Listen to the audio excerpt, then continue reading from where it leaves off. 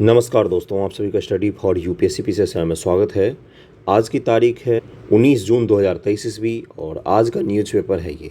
इसमें द हिंदू के काफ़ी इंपॉर्टेंट न्यूज़ है जहाँ से सवाल पूछे जाने की संभावना बहुत ही ज़्यादा है, उसको भी इंक्लूड कर दिया है मैंने। पीटी के फैक्ट भी कुछ इंक्लूड कर दिए, जैसे पीटी में पूछा जाता है ये पुरस्कार किसको दिया गया है, तो उस तरीके का एक न्यूज़ आया है, तो उसके बारे में डिटेल में आपको बता दूंगा क्योंकि वहाँ से सवाल पूछा गया है और आप भी से भी पूछा जा सकता है। इसके अलावा कुछ इंपॉर्टेंट आर्टिकल भी हैं, तो वीडियो को अंत तक देखिएगा। चैनल पर नहीं तो सब्सक्राइब जरूर कीजिएगा। हिंदी माध्यम और पीसीएस के रिगार्डिंग जो न्यूज़पेपर डिस्कशन होता है पीसीएस के दृष्टिकोण से, वो केवल और केवल हम ही करते हैं और कोई भी नहीं करते हैं। तो ये तो हेडलाइन है, ये तो अपने काम का नहीं है। दूसरे न्यूज़ पर चलते हैं। देखिए क्या लिखा हुआ है कि यहाँ पर राज्य जो हैं, यहाँ पर क्या लिखा हुआ है कि राज्य जो हैं वो अल्टरनेटिव की तलाश में हैं क्योंकि सेंटर ने एफसीआई के परचेज को रोक दिया है अभी। तो ये चीज़ ध्यान में रखेंगे। तो इसमें एक योजना के बारे में दिया हुआ है जिसका नाम है open market sale scheme, OMSS। क्या बोल रहा मैंने? Open market sale scheme. ये क्या है और ये कैसे काम करती है, इसके बारे में हम लोग पढ़ लेते हैं।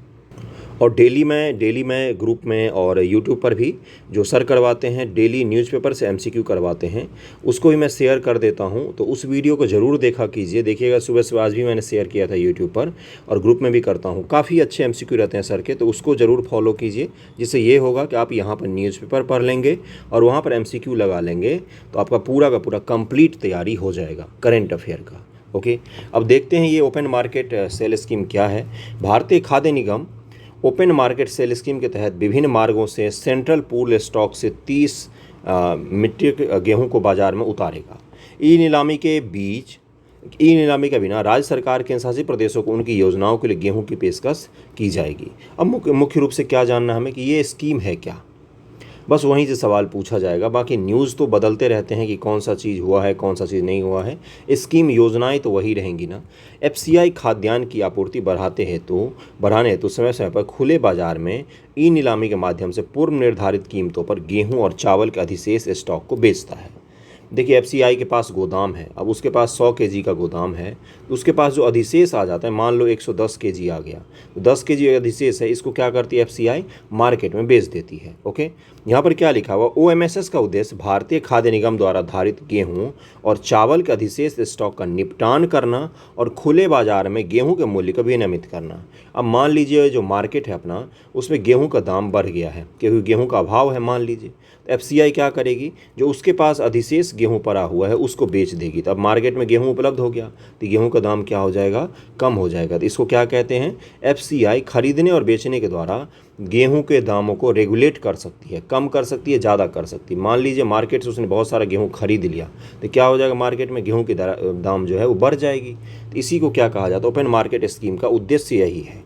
एफसीआई गेहूं की ओपन मार्केट स्कीम के तहत national commodity and derivative exchange limited के प्लेटफॉर्म पर साप्ताहिक नीलामी आयोजित करता है। NCDX भारत में कमोडिटी एक्सचेंज प्लेटफॉर्म है जो विभिन्न कृषि और अन्य वस्तुओं के व्यापार के लिए मंच प्रदान करता है। तो ओपन मार्केट सेल स्कीम क्या है ये पता चल गया होगा। एफसीआई खुले बाजार में गेहूं का, चावल का बेच देती है या खरीद लेती, इससे क्या होगा? उसका मूल्य का रेगुलेशन हो जाता है। या अधिशेष चीज़ों को जब मार्केट में बेच देती है किसी कीमत पर, तो उसी को क्या कहा जाता है? ओपन मार्केट सेल स्कीम कहा जाता है। कौन संचालित करती है? तो फूड कॉरपोरेशन ऑफ इंडिया के द्वारा ये काम किया जाता है। अब थोड़ा सा फूड कॉरपोरेशन ऑफ इंडिया के बारे में भी जान लेते हैं क्योंकि पता होना चाहिए, इससे जुड़े हुए सवाल तो बहुत बार पूछे गए हैं। एफसीआई एक सरकारी स्वामित्व वाला निगम है जो भारत में खाद्य सुरक्षा प्रणाली का प्रबंधन करता है, मैनेजमेंट करता है।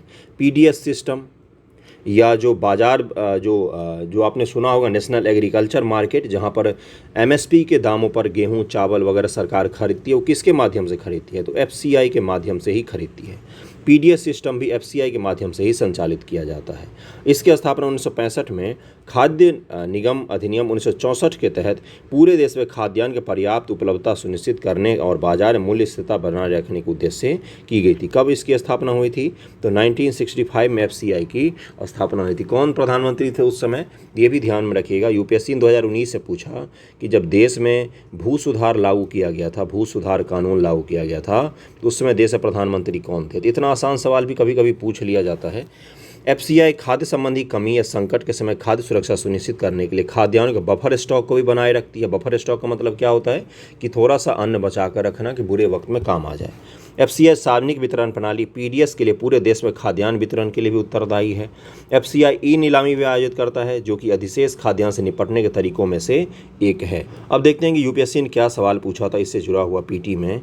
देखिए क्या लिखा हुआ है कि राष्ट्रीय खाद्य सुरक्षा अधिनियम 2013 के दिए गए 2013 का प्रावधान पूछा गया था और बस यही था।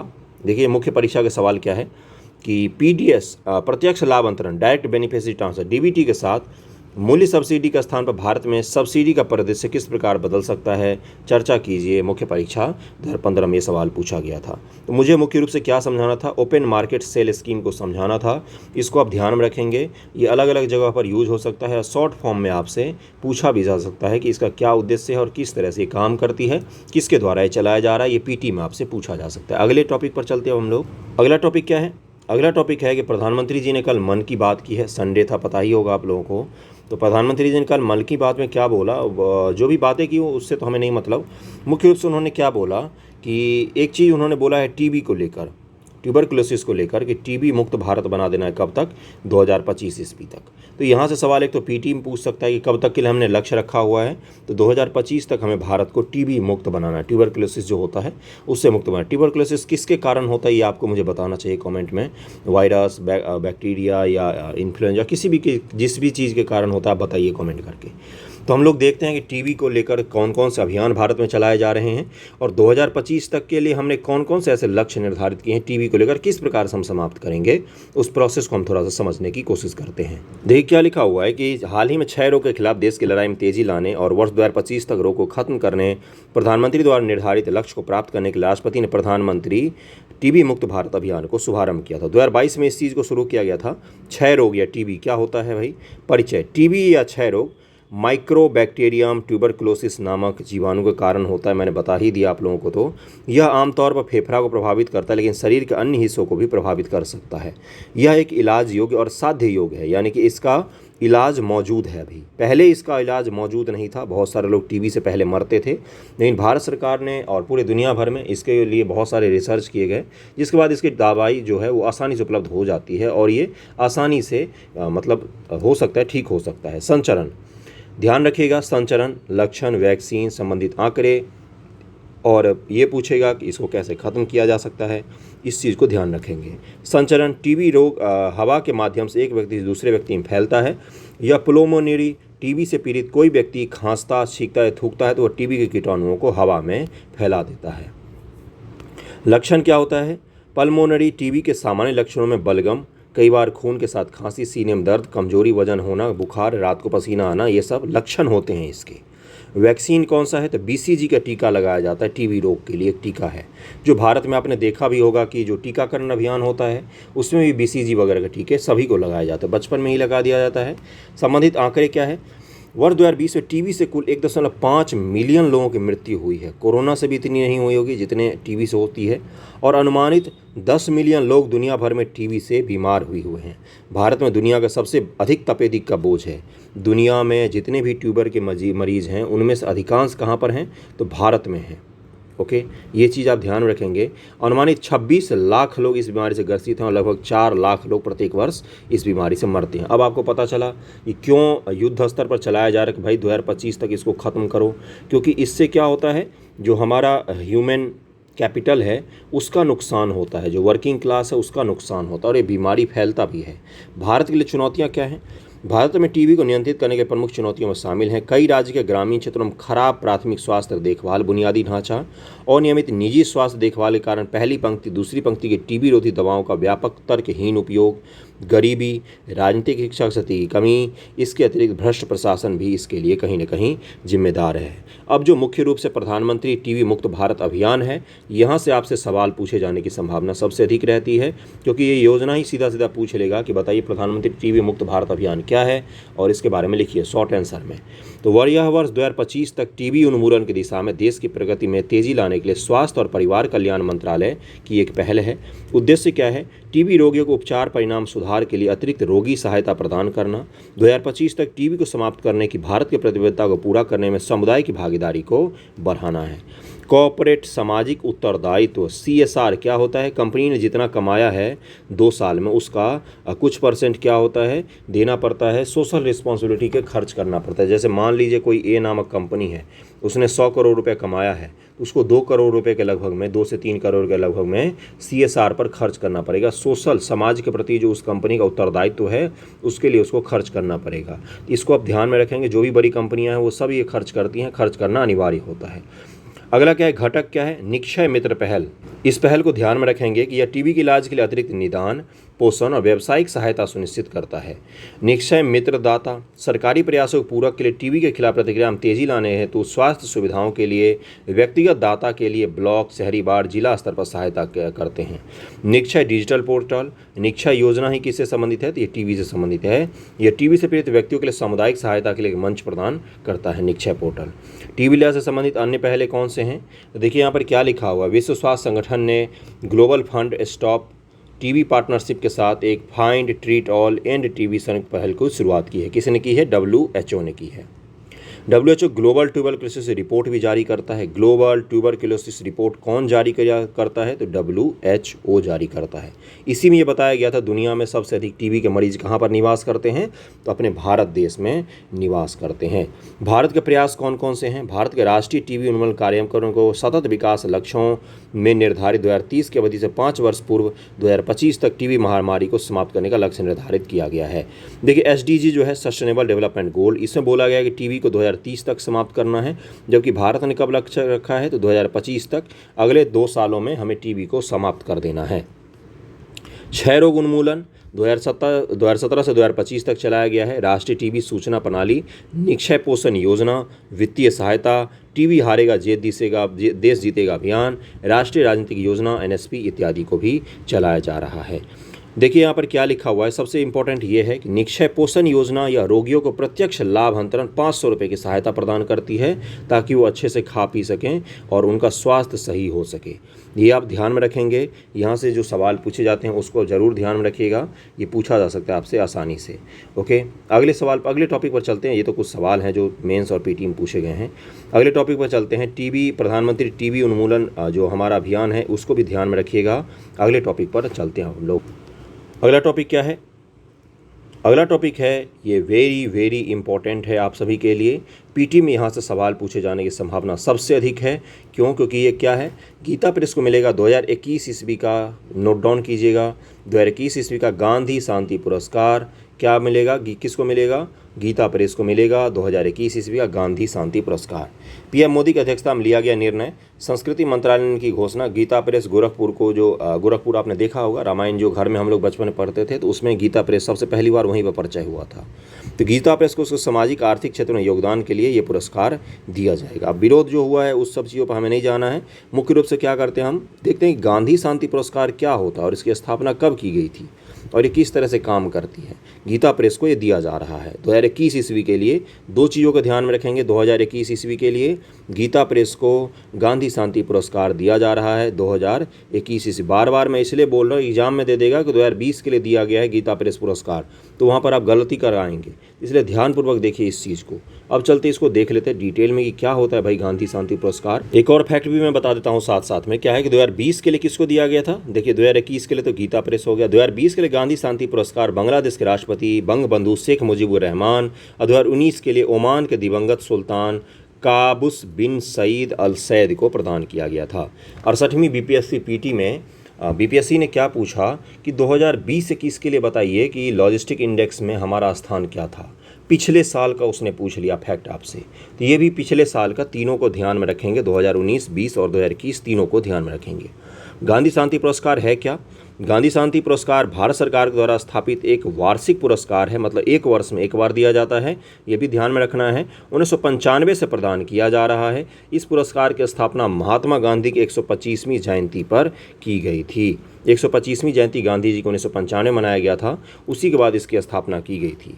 इस पुरस्कार के तहत 1 करोड़ की राशि, 1 प्रशस्ति पत्र यानी प्रशंसा पत्र, 1 पट्टिका और पारंपरिक हस्तकला हथकरघा से बनी वस्तु दी जाती है। यह वार्षिक पुरस्कार व्यक्तियों, किसको किसको दिया जा सकता है? किसी व्यक्ति को, किसी संस्थान को अहिंसा और अन्य गांधीवादी आदर्शों के माध्यम से राजनीतिक, सामाजिक व आर्थिक परिवर्तन में उनके योगदान हेतु दिया जाता है। इनमें से 1 करोड़ रुपये नगद राशि, एक पट्टिका और एक प्रशस्ति पत्र शामिल है। किसको दिया जा सकता है? केवल व्यक्तियों को दिया जा सकता है? नहीं, व्यक्ति और किसी संस्था है गीता प्रेस, लेकिन शेख मुजीबुर रहमान कौन थे? व्यक्ति थे, दोनों को दिया गया है। गांधी शांति पुरस्कार के लिए ज्यूरी क्या होता है? ज्यूरी मतलब वो जो चुनते हैं कि गांधी शांति पुरस्कार किसको देना चाहिए।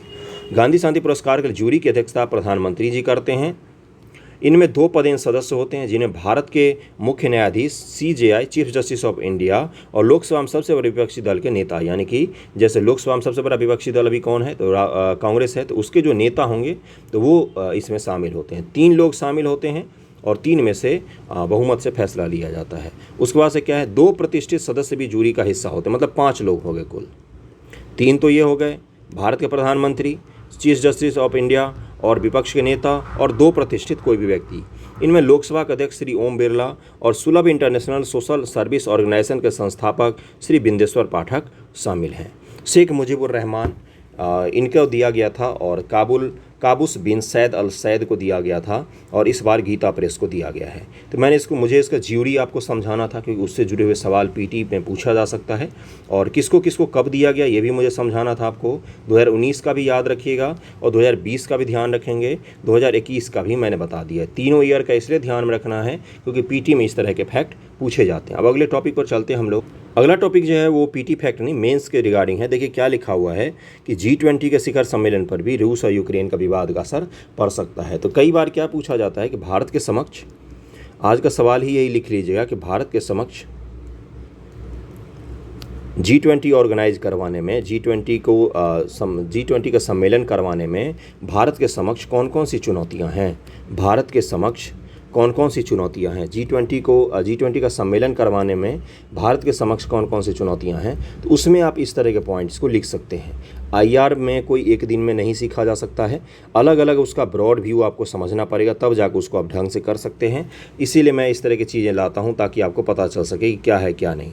शिखर सम्मेलन के बाद देखिए यहाँ पर क्या लिखा हुआ है। महाबलीपुरम कहाँ है? तमिलनाडु में। सोमवार को 19 जून को भारत की अगुवाई में G20 देशों की सस्टेनेबल फाइनेंसिंग वर्किंग ग्रुप की 2 दिवसीय बैठक शुरू होने जा रही है। बैठक की तैयारियों में जुटे वित्त मंत्रालय के अधिकारियों को डर है कि यहाँ कुछ देश यूक्रेन का मुद्दा उठाएंगे। दरअसल पिछले दिनों G20 देशों के सामाजिक व आर्थिक विकास मंत्रियों की बैठक में अमेरिका, ब्रिटेन, कुछ दूसरे देशों ने इस तरह जो यूक्रेन मुद्दे पर मध्यस्थ करने को भारतीय कोशिशों को दरकिनार किया है, उससे गंभीर भारतीय खेमे में चिंता बढ़ गई है। मुख्य रूप से क्या है? 2 खेमा बन रहा है विश्व में। एक है जो रूस के समर्थन में बटकर बैठा हुआ है, एक है कि जो रूस विरोध के समर्थन में बैठा हुआ है। 2 ही खेमा है। इसमें से कुछ देश ऐसे हैं जिन्होंने क्या बोला था कि हमें G20 में रूस और यूक्रेन का मुद्दा उठाना चाहिए। ओके, उससे भारतीय खेमे, अगर यूक्रेन का मुद्दा हर बैठक में यूं ही हावी होता रहा तो सितंबर 2023 में होने वाले शिखर सम्मेलन के बाद संयुक्त घोषणा पत्र जारी करने की कोशिशों पर फिर पानी फिर सकता है।